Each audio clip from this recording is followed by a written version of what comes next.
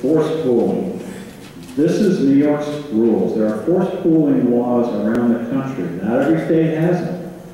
And they're all a little different. They're called different things. Forced pooling, compulsory integration. It's all little different names, but basically it has to do with trying to deal with this issue here. In the old days, everybody was all by themselves. Okay, whoever gets to that gas or oil first gets it.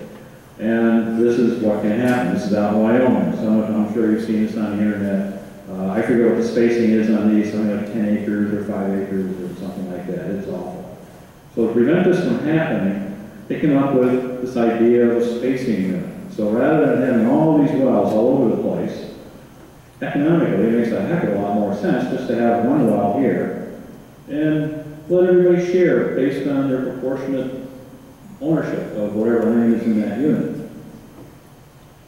And here's the relative rights we were talking about. You can't have your gas taken without being compensated for it.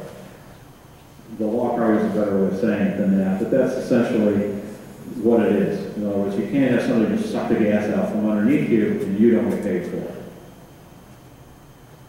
So what happens with those unleased owners? So let's say you come back to this guy here. Here, you've got these people all signed up. They signed the lease, but this guy did not. He doesn't want anything to do with the gas industry. Hates the very idea. I know a lot of people like that.